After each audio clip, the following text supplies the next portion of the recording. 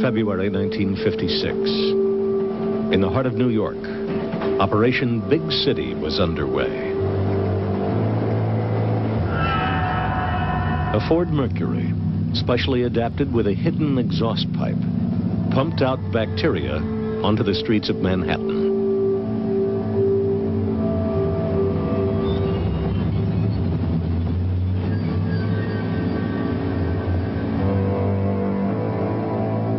Undercover agents entered the city's subway system, their cases equipped with tiny motors, which covertly dispersed the bacteria Bacillus globuli. 10 years later, the Army returned.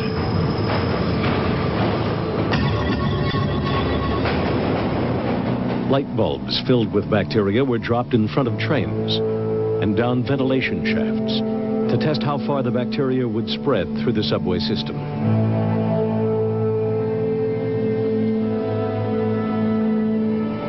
For years, these public experiments were kept secret from the citizens of New York.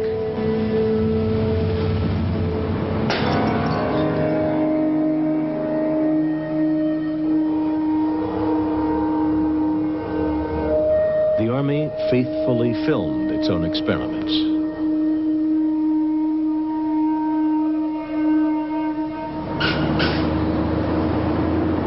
This Washington, D.C. bus station was the site of another secret test. 30 similar trials were conducted at public locations all across America.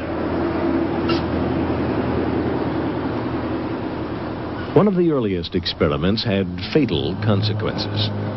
In 1951, the Army sprayed the bacteria Serratia marcescens over San Francisco. 11 hospital patients developed a mysterious infection, and within days, Edward Nevin died from an illness caused by the same bacteria.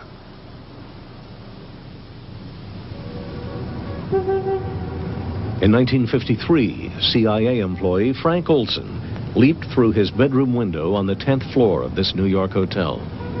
9 days earlier, a fellow CIA scientist had secretly spiked his drink with LSD.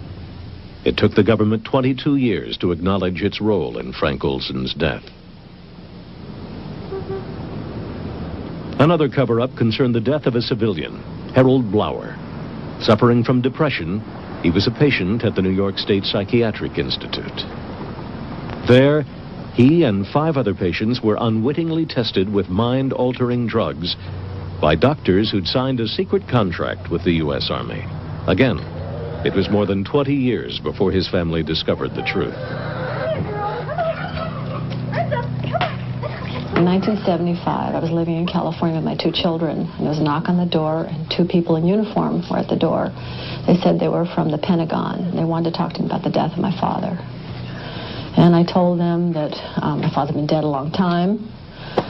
They came in and they told me that they had found papers at the Edgewood Arsenal in Maryland, and these papers had information about my father's death.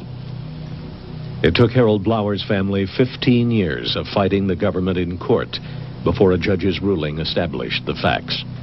On January 8, 1953, between 9:53 and 9:57 a.m., my father was injected with 450 milligrams, or 6.47 milligrams kilograms of body weight of EA-1298.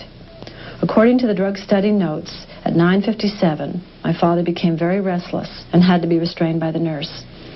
He began sweating profusely and flailing his arms wildly. At 10:01, he pulled up in bed, his body stiffened, his teeth clenched, and he began frothing at the mouth. Similar reactions continued for over an hour. My father was still talking and moving his legs randomly at 11:05. Finally, at about 1.5 hours after the injection had begun, my father lapsed into a coma. He was pronounced dead at 12:15 p.m.